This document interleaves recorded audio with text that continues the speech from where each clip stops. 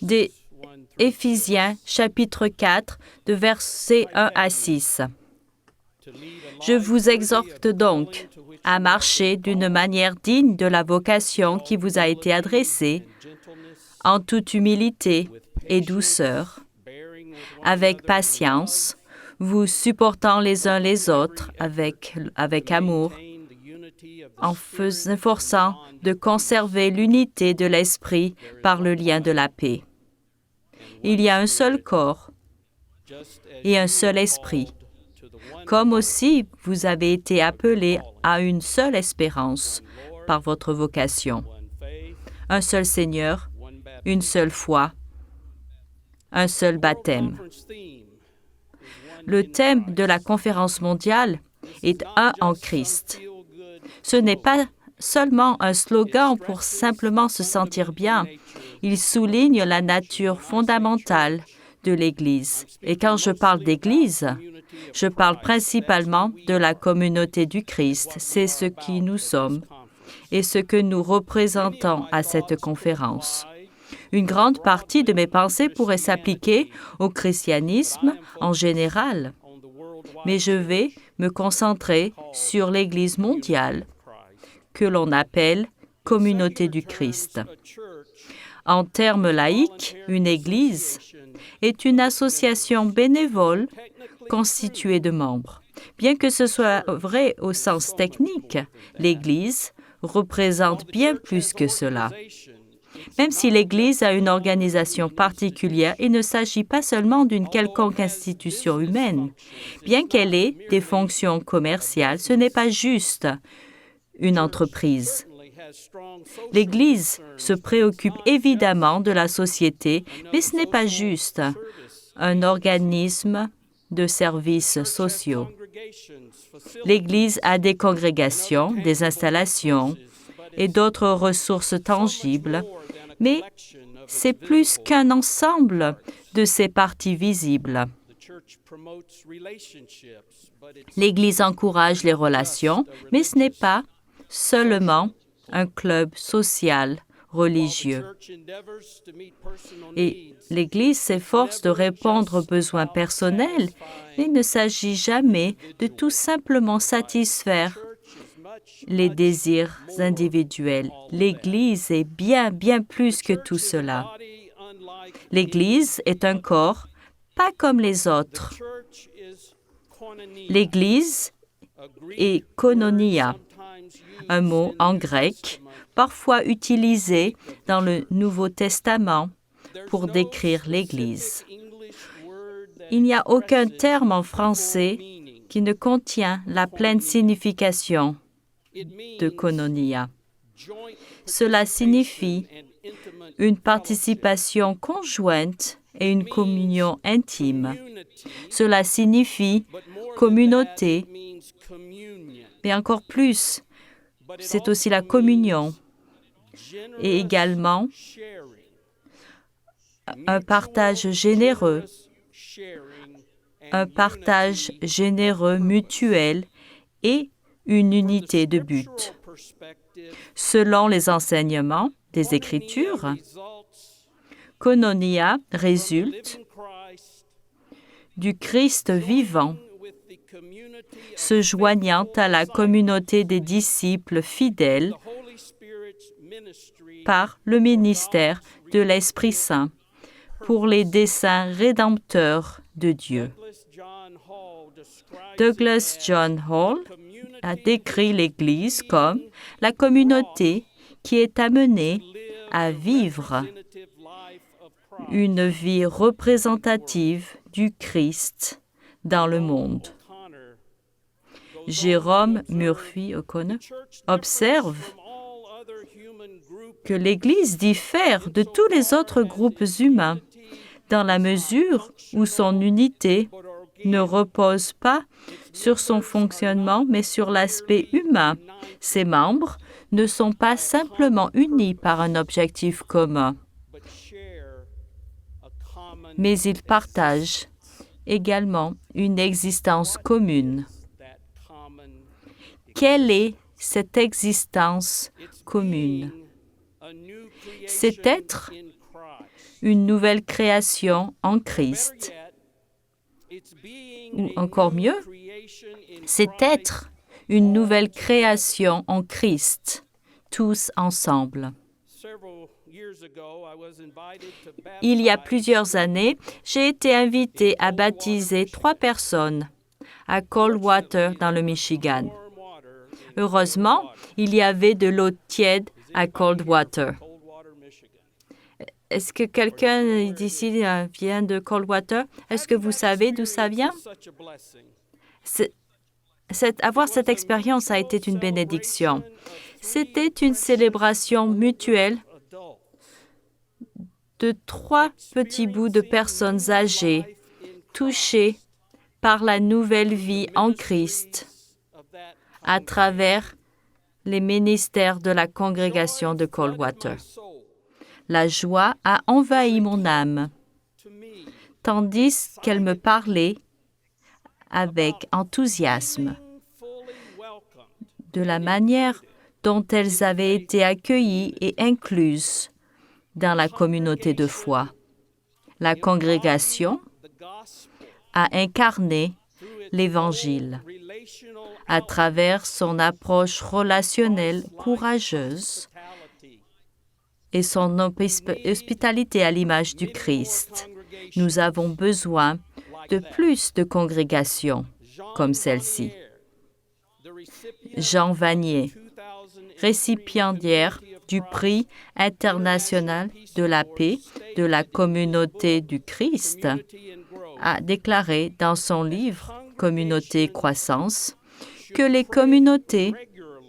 congrégations doivent prier régulièrement pour pouvoir recevoir le don spirituel de l'accueil. Le don spirituel de l'accueil.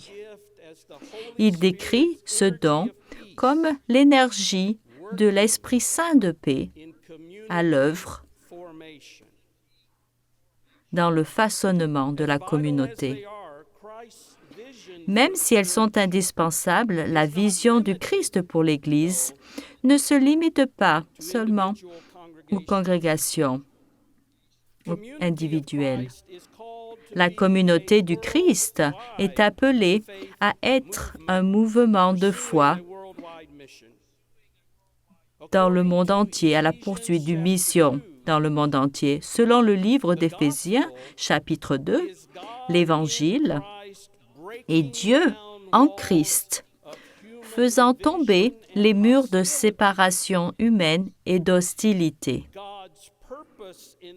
Les desseins de Dieu dans l'Évangile sont de créer, et je cite, une nouvelle humanité, et donc de faire la paix. Éphésiens, chapitre 2, versets 12 jusqu'à 15.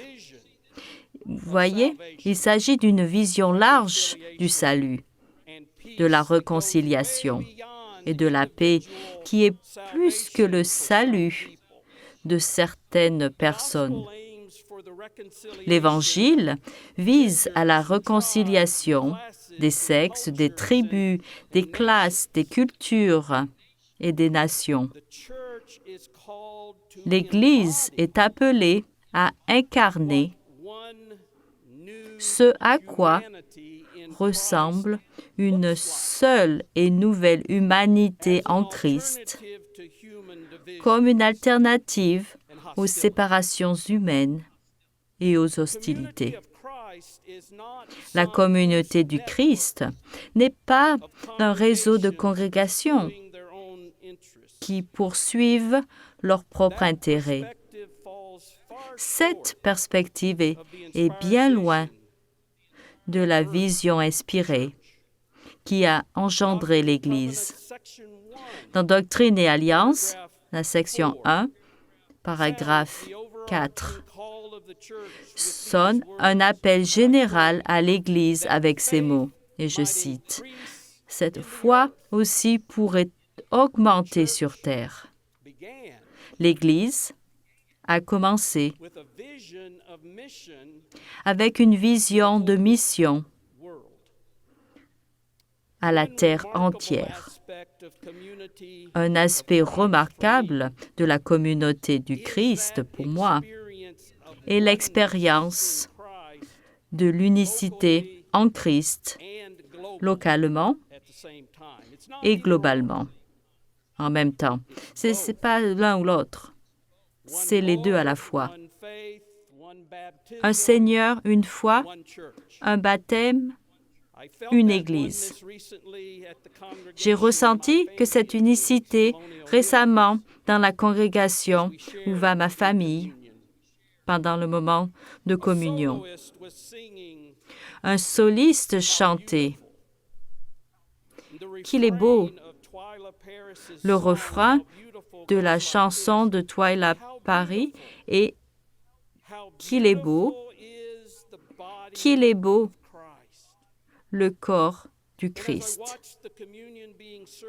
Et tandis que j'observais le service de la communion et que j'écoutais la chanson, j'ai ressenti le Saint-Esprit à l'œuvre pour faire de toutes les personnes présentes plus qu'une réunion de membres et d'amis.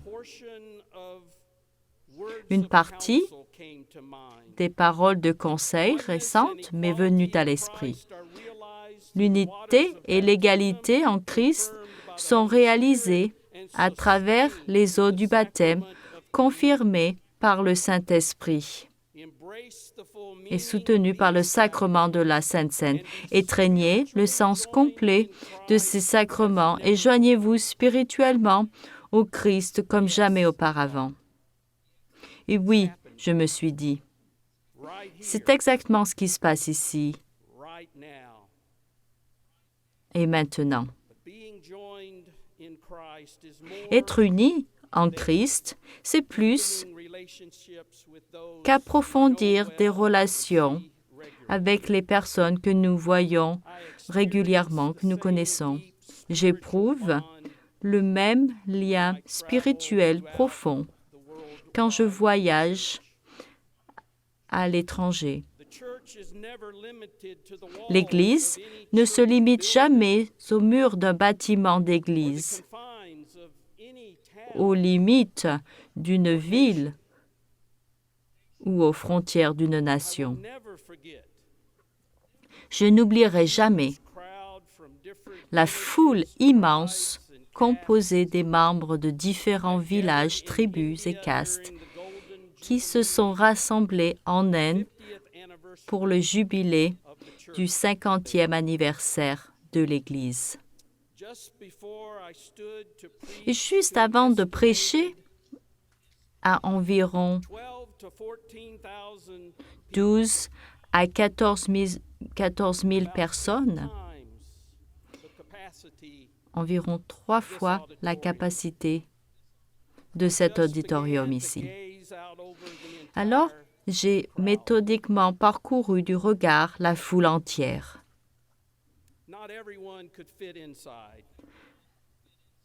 Tout le monde ne pouvait pas rentrer à l'intérieur.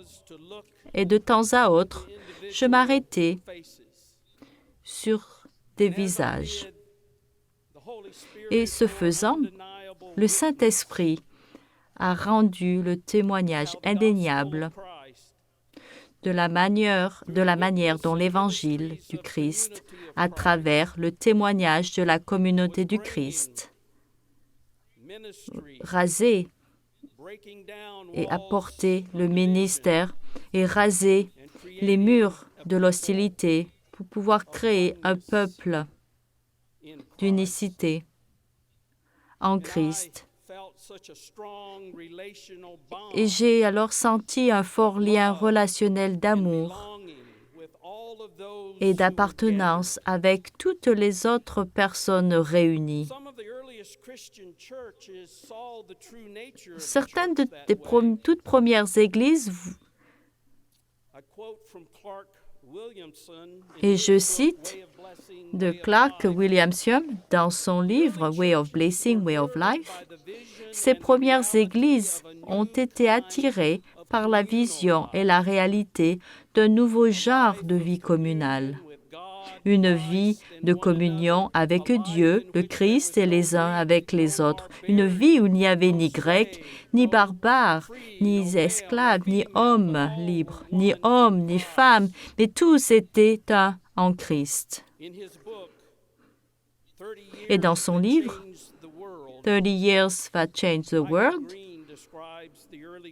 Michael Green a décrit la première communauté chrétienne en soulignant la qualité de leur fraternité et de leur amour sacrificiel l'un envers l'autre. Il est difficile pour nous de reconnaître la profondeur de cette fraternité, écrit-il. Nous ne savons pas ce que cela signifiait d'englober un maître d'esclaves et un esclave. On a à peine à concevoir les barrières de la fierté et du préjugé qui séparaient les Grecs et les barbares. Et pourtant, les deux se sont retrouvés dans la nouvelle société dans laquelle Jésus a brisé chaque barrière. Nous nous appelons peuple de la restauration. Je me demande si nous comprenons réellement ce que cela signifie de restaurer l'unité et l'égalité du Christ, qui sont des caractéristiques des plus anciennes églises chrétiennes. Et je cite encore une fois de Clark Williamson, et dans son livre Way of Blessing, Way of Life, l'Église témoigne des desseins de Dieu d'apporter la bénédiction et le bien-être à l'ensemble de la création de Dieu. Par conséquent, l'Église est appelée à surmonter dans sa vie tous les obstacles d'ethnicité, de classe, de race et de sexe qui déchirent le tissu de la communauté humaine. La communauté du Christ répond à cet appel. Les récentes décisions prises d'être plus inclusifs et fidèles reflètent la manière dont les premières communautés chrétiennes ont vécu l'Évangile.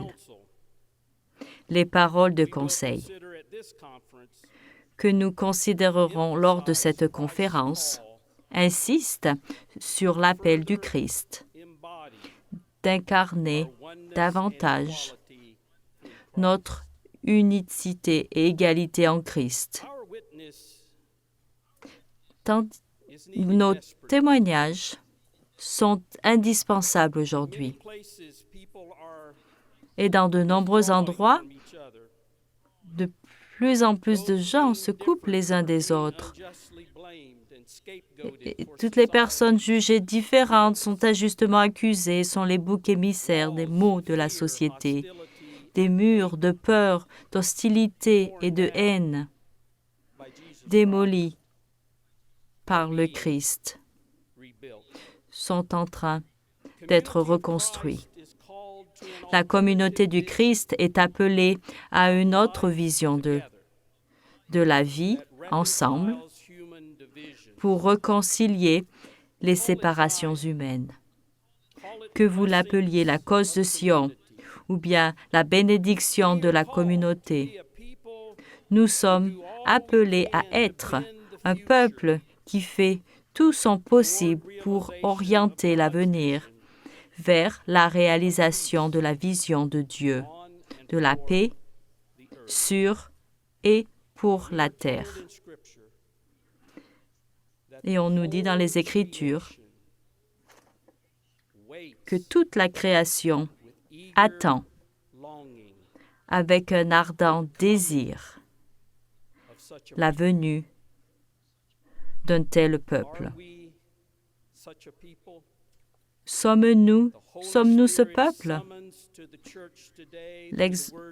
L'exhortation du Saint-Esprit pour l'Église aujourd'hui dans les paroles de conseil est d'être passionnément soucieux de former des communautés inclusives d'amour, d'unicité et d'égalité qui révèlent la nature divine. Que signifie vraiment le terme inclusif? En général, inclusif signifie quelque chose qui englobe. Et dans le contexte de la vie de l'Église, cela signifie également que la valeur et la dignité de chaque personne sont respectées. On donne l'opportunité à tout le monde de découvrir la puissance transformatrice de l'Évangile et de faire de nouvelles créations en Christ. Cependant, être inclusif ne signifie pas seulement que tout est permis dans la vie de l'Église. Plutôt, en parlant de l'appel à l'Église à être inclusive, j'ai cité Clark Williamson. Le véritable sens de l'inclusion, c'est que l'Église ne peut proscrire de son sein la diversité donnée par Dieu à la famille humaine.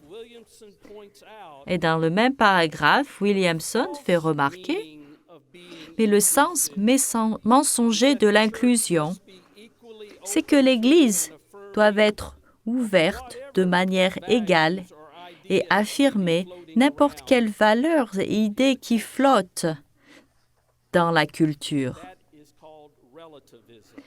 Ça s'appelle le relativisme. L'évangile de Jésus-Christ a certains points de vue. Et cette distinction est difficile à accepter pour certains, en particulier pour les cultures occidentales. Dans son grand ouvrage, Un Secular Age, Charles Taylor analyse la progression accélérée de la laïcité dans les cultures occidentales et le christianisme occidental. Cette époque séculaire, comme il l'appelle, comprend un préjugé culturel qui donne la priorité à ce que je cite l'individu. Autrement dit, cet état d'esprit prétend que dans la plupart des questions d'éthique, il n'y a aucune vérité qui va au-delà de ce qu'une personne décide, de ce qui est bon dans une situation donnée. Il affirme aussi que n'importe quel groupe humain est juste comme un assortiment d'individus autonomes.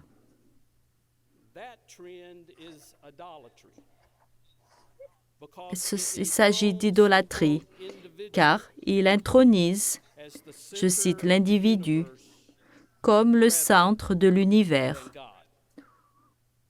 au lieu de Dieu. La communauté du Christ, ce n'est pas ça.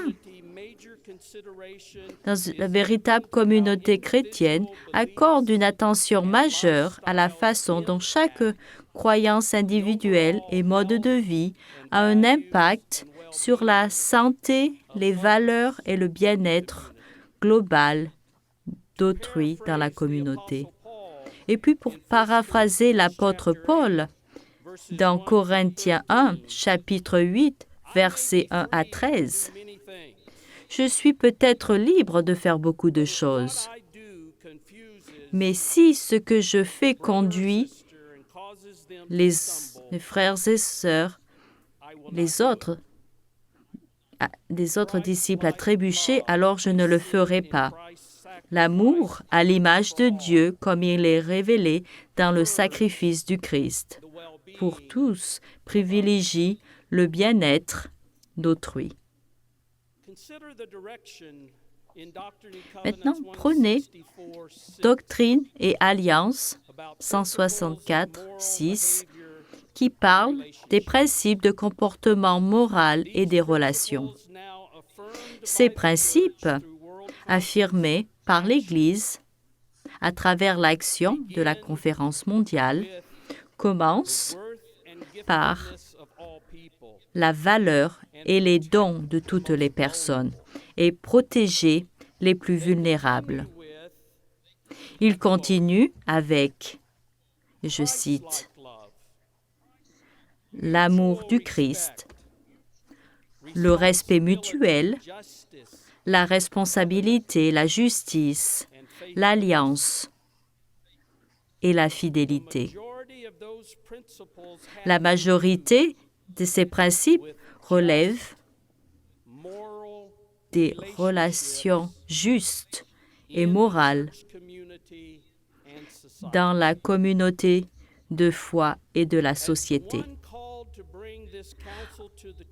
En ma qualité de celui qui est appelé à porter ce conseil à l'Église, je vous assure que ces principes comportent certaines significations, certaines implications et certaines limites. Pas n'importe quel comportement ne peut entrer dans ces principes. Le défi pour une Église saine est de catégoriquement affirmer la valeur de toutes les personnes, sans nécessairement affirmer les valeurs, les habitudes et les modes de vie de chacun. L'unicité en Christ ne signifie pas que nous sommes d'accord uniformément sur toutes les croyances religieuses, les déclarations officielles et les politiques. Nous avons certainement démontré ces dernières décennies que nous avons essayé de résoudre des questions de plus en plus difficiles. Et alors, j'en reviens à mon point du départ. L'unicité en Christ, c'est koinonia. Il s'agit de la profondeur, de la qualité de nos relations en Christ. L'unicité en Christ signifie que peu importe si nous avons des points de vue très arrêtés, tant que nous les conservons avec respect et bienveillance envers les autres. Cela signifie également, et tout spécialement signifie, que nous comprenons que ce n'est pas l'effort humain qui finalement nous unit dans la communauté spirituelle. Nous sommes appelés à cette communauté. C'est le Christ qui nous rassemble et qui nous réunit ensemble à des fins divines. Le Christ nous rassemble dans la communauté,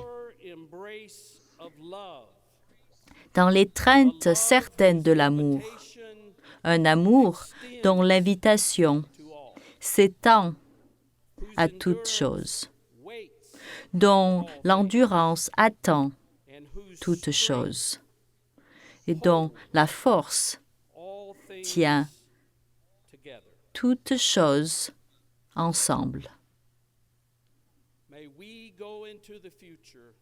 Puissions-nous avancer vers l'avenir avec foi et confiance en cette promesse. Samedi matin, pendant l'adoration de clôture, je parlerai un peu plus de notre appel en tant que peuple. Et j'offrirai mon sentiment d'orientation que Dieu nous donne pour les prochaines étapes de notre voyage en tant que peuple de la restauration. La révélation continue nous assure que Dieu est activement à l'œuvre dans la vie et la mission de l'Église. donnant naissance à un avenir d'espoir et de promesses. Sur ces pensées, je conclurai ce soir avec l'extrait suivant des récentes paroles de conseil. Communauté du Christ bien-aimé, ne vous limitez pas seulement à parler et à chanter de Sion, mais vivez, aimez et partagez comme Sion. Ceux qui s'efforcent d'être visiblement un en Christ, parmi lesquels il n'y a ni pauvre ni opprimé. Amen.